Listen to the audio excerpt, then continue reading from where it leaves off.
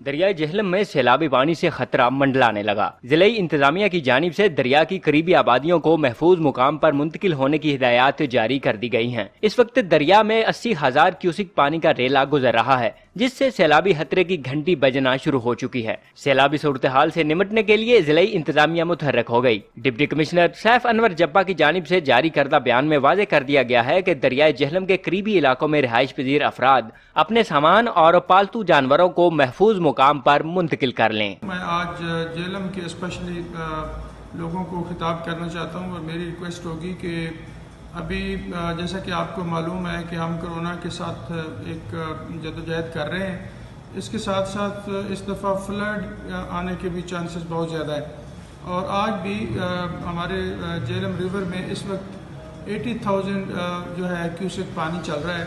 اس میں especially in areas کے رہنے والے لوگ جو نیچے چوٹالہ اور سہیلا اور آگے پیڑی خان کے لوگ ہیں، دارا پور، ان سب کو یہ ضرور بتانا چاہتا ہوں کہ اپنے حفاظتی اقدامات ضرور کر لیجئے۔ جن لوگوں کے ڈیرہ جات دریا کے اندر ہیں یا ریور بیڈ میں ہیں یا فصلیں ہیں، تو اس میں مہربانی کر کے اپنے جانور کم از کم جو ہیں وہ اپنے ڈیروں سے سیف مقام پہ پہنچا لیں۔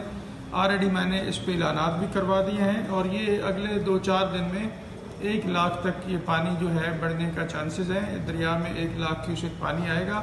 اس میں آپ مہربانی کر کے اپنے طور پہ بھی حفاظتی اقدامات کریں۔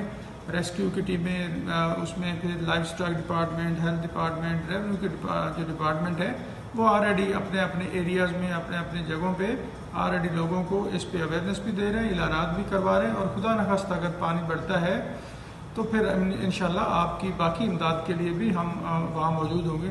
لیکن ابھی میرا اس پیغام دینے کا مقصد یہ ہے کہ پانی جو آج 80,000 کیوسک ہے، یہ بڑھ کے اگلے 2 دنوں میں یا 3 دنوں میں 1 لاکھ کیوسک تک ہو جائے گا۔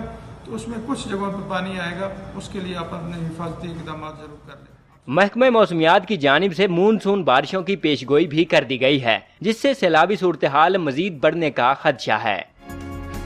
Najaf Shahzad, news alert, Jhelum.